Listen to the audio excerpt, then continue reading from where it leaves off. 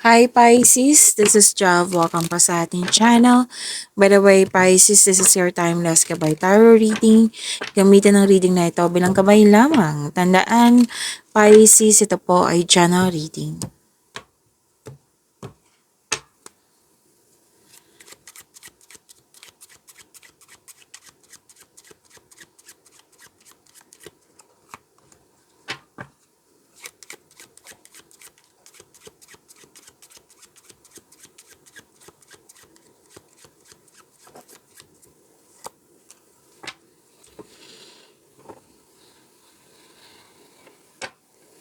Wow, Pisces, malaking pera to.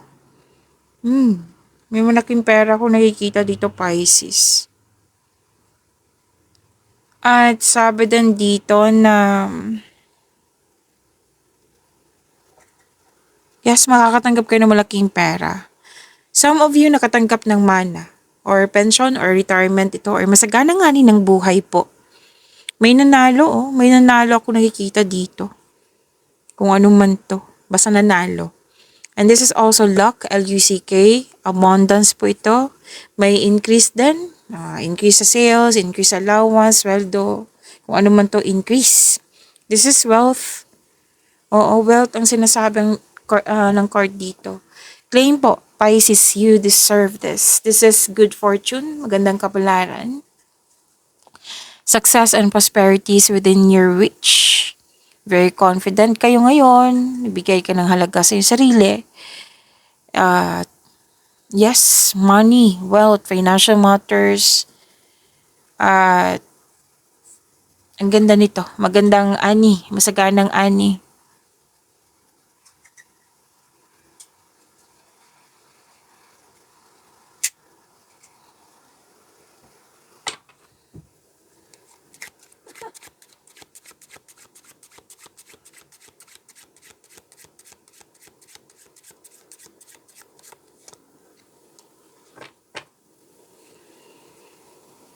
Ingatan din yung emotion mo. Like, balansehin. Kasi may nakita kong frustration dito. Negative emotions. Pwedeng naanoy po kayo. Pisces. Or bad mood. This is emotion a card of emotions. And pwedeng may anger issues.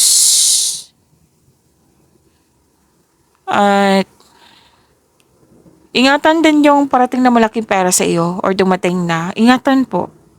Kasi pay attention ha, hindi ko kayo tinatakot. Pay attention lang. Kung hindi to nangyari sa nakaraan, bigyan talaga ng attention kasi sayang naman. Kasi umaani ka like may pera. Oo. Tapos, sabi ng card na ingatan to ang pera na ito kasi may nakita kong loss of money. Pwedeng nawala, kinuha, na-damage, nagkasta, ninakaw, kung ano man yan. Okay, pay attention kayo kung hindi man to nangyari sa nakaraan. Tapos, or, pwede din may taong nagsiselo sa inyo. Oo, may envy ako nakikita dito. May possessive. Yan. Pwedeng naanoy ka talaga sa pang-uugali na ito. Naanoy or naiyak. Yan. Tapos, better mag-pray kayo for protection. Okay? Kasi mukhang may nagsasabi ng hindi maganda eh. Oo. Better na instead na magalit, wag na lang. Okay? Protect yourself, then ask for divine assistance. Yan yung gawin mo. Instead na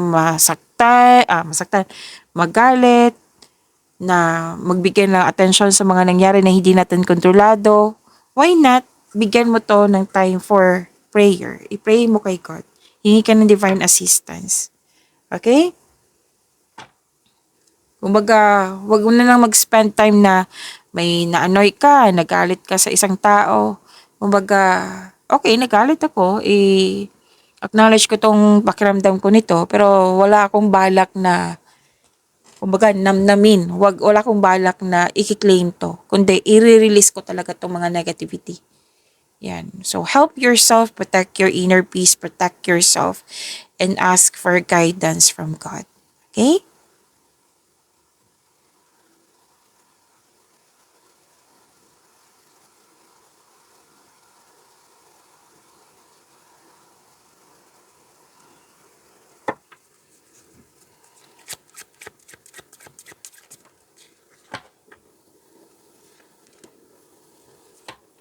May nakita kong social event dito.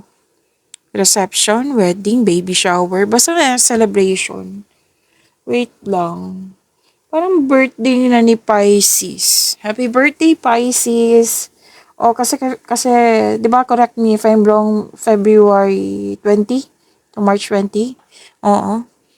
So, happy birthday, Pisces. Kasi may nag-celebrate dito, naalala ko. Naalala ko na birthday yun ni Pisces. So, happy birthday, Pisces. Enjoy your day. Okay. May celebration, nag-celebrate. And yung kailangan na umalis or outing para i-celebrate to. So, enjoy yourself. Deserve niyo po itong mag-enjoy na maging masaya.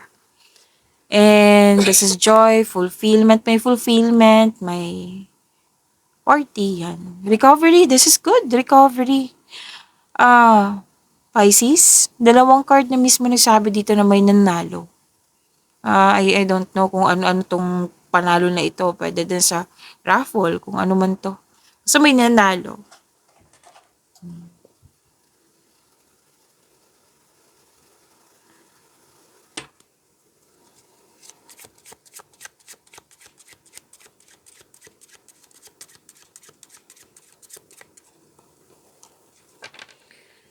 Pisces, may concern kayo. Lumabas pa rin siya eh. I think isang tao lang to, ma-pride. Mataas ang pride. Arrogante. Mm. So kung pwede, kung hanggat maaari, kung pwede sa'yo ha, naiwasan mo na lang. Kasi we are here to find inner peace. We are here na yung kumbaga magkaroon ng recovery, 'di ba? And may positive energy naman dito. Oh, wow, this is good. You have divine protection. Yes, and some of you nagkaroon ng time sa sarili. May nakita nga ako dito nagpaganda, nagpapogi, bumili ng cosmetics. May improvement na mangyayari. May usapin din tungkol sa celebrity. Artista po.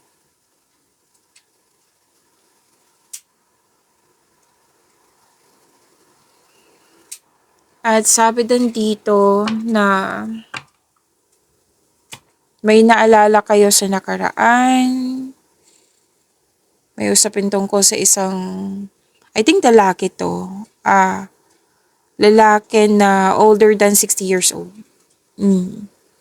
Na pwedeng na-miss mo siya or pwede din siya yung kausap mo ngayon or pwede din ikaw po ito na malaki ang influence mo sa kapwa mo. May nakita ko ditong concern regarding sa divorce, separation, loss of connection, or someone is leaving.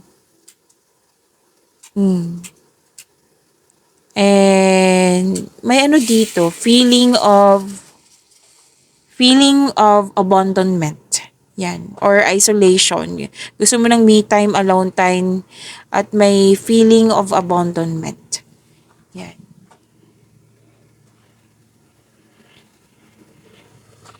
At sabi din dito,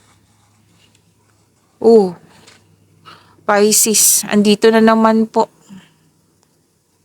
Envy, jealousy. So, mag-ingat talaga kayo sa kanya. Most likely, ano to? Pwedeng babae to. Or di kaya pwede na naman lalaki, pero may babae kasi dito na energy, like other woman, third person. Pwedeng nangingialam to, naiinggit, ginugulo kayo. Third person kasi to eh. Pwede din third party concern to. Basta nangingialam, nakisawsaw yan. May green-eyed monster dito. So, meaning to say, sobrang inggit, sobrang selos, tuso, mandaraya. So, ingat kayo sa taong ito. ah, Pisces. Or may hinihintay kayo. Okay, kung may hinihintay kayo, be careful ha. Kailangan balansehin to. Like, make yourself busy kung pwede po. Kasi, matitrigger yung anxiety mo eh. Pag naghihintay ka, tapos naiinip ka. So, natitrigger yung anxiety mo. So, make it balance po. Kung pwede po. Okay? Kasi ang hirap ng anxiety na yan, naranasan ko yan eh. So, kung hindi mo kaya, then ask for help. Siyempre, piliin mo yung taong may marami ng experience sa buhay, yung makapagbigay ng wisdom message sa'yo. Huwag kayong, mag-ingat talaga sa pagpili ng tao. Kasi baka ito yung, instead na tutulungan ka mapapahamak kayo sa taong yan. So, be careful lang talaga sa pagpili po, okay?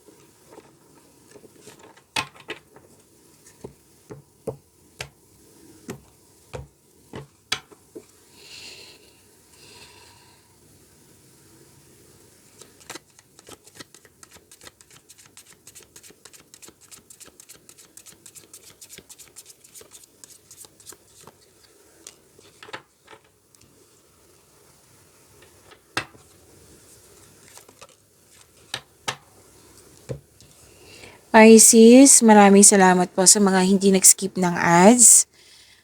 At subscribe na po kayo sa ating channel at click bell notification para updated po kayo sa reading natin. At para sa mga gusto magpa-reading po, comment po kayo ng personal reading and check ma-reply sa comment section.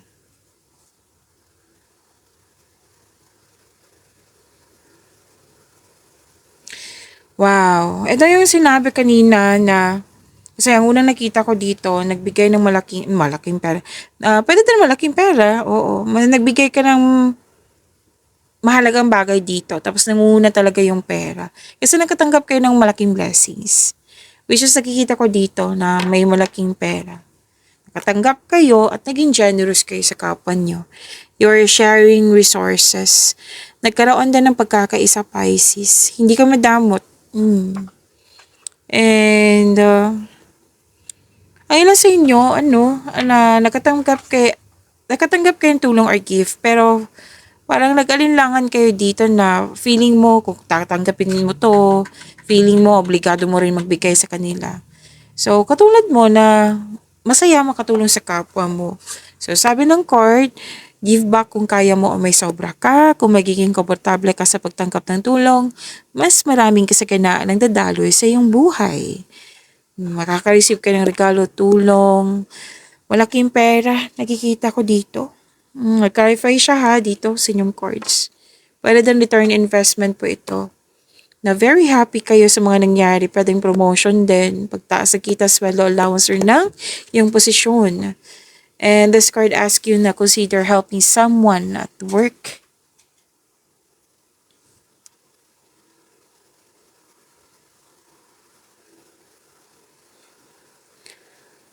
May bagong pasok sa relasyon, may bagong pasok sa business partnership or nakipag-teamwork sa iyo or nagtutulungan kayong dalawa. May nakita ko dito nagtutulungan kayong dalawa. You're very inspired, nagkaroon ng motivation, nagkaroon ng time for yourself, to your family. Love is blooming. Yes, at may commitment, may promises, choices, unity. Yan. Parang may nagustuhan ka na ngayon or na may ganap na naligawan. And the couple is divinely guided at sinabi dito na soulmate mo siya. Pero din may namuong romance sa workplace mo or yung partner mo, katabaho mo po or business partner sa iyo. Gusto mo yung mga ginagawa mo ngayon kasi nagbibigay ito ng stability sa iyong buhay, lalo na financial stability. Yes.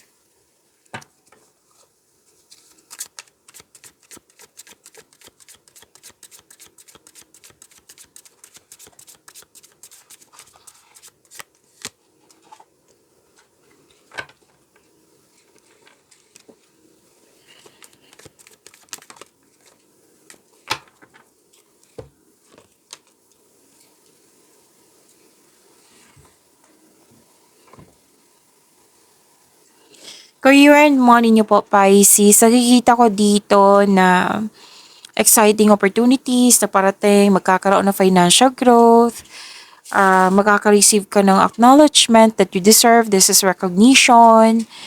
At pwede din may connection ka dito sa bata or pwede kliyente mo to. Oo, naging yung sinabi kanina na business partnership, andito din po. Or tinutulungan ka ng pamilya mo para, oo, tinutulungan ka ng pamilya mo at ang siyang dahilan na nagbigay ito ng happiness sa iyong buhay eh. Oo. Nagkaroon ka ng time sa inyong sarili. Basta may mga bata dito na nagbibigay ng happiness sa iyo, ng magandang positive energy. Yan. So, enjoy your success. Success po kasi to. Success, may na-gain, glory, full of positivity. You have strength. Yes, kasi, ano to eh,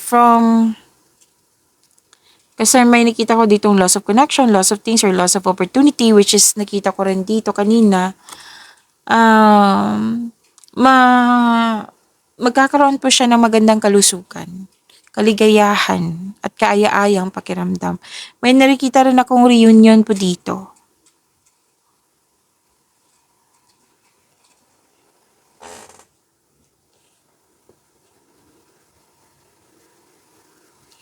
Okay.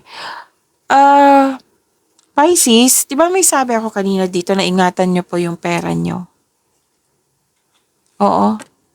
Kasi may, ano dito eh, may nakita kong loss of, pwedeng loss of things, loss of connection nga, or loss of opportunity. Pero I believe at the end of the day, ma-overcome niyo to. Yes. Basta ingatan niyo lang tong pera na dumating sa inyo. Kasi pwedeng nagasta, nawala, kinuha na damage or ninakaw. Kasi 'di ba naalala niyo na may nainggit din. Oh. So ingat na lang kung hindi man to nangyari sa nakaraan.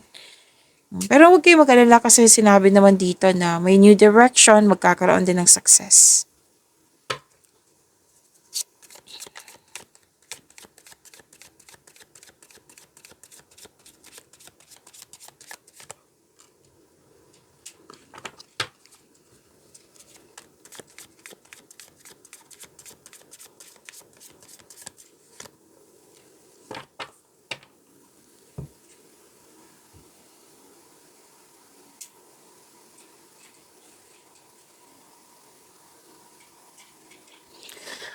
Ah, okay.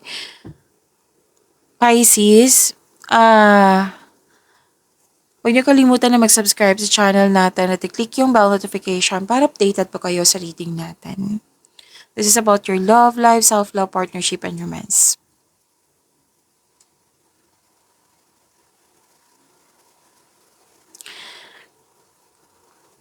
Okay.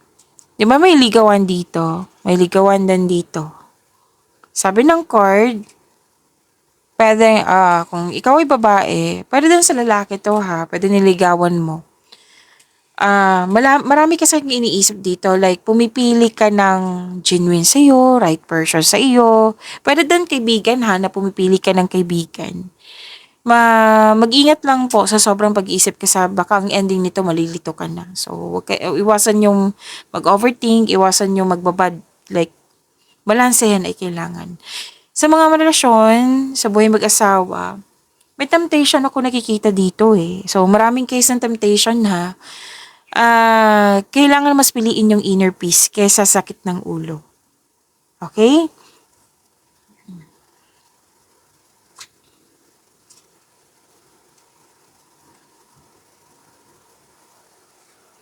May sabi din dito na may taong humahabol sa iyo ng labis.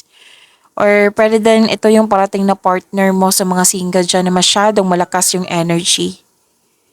And sabi din dito na malakas ang energy na sabi dito na kilalanin lang mabuti kung hindi mo siya masyadong kilala.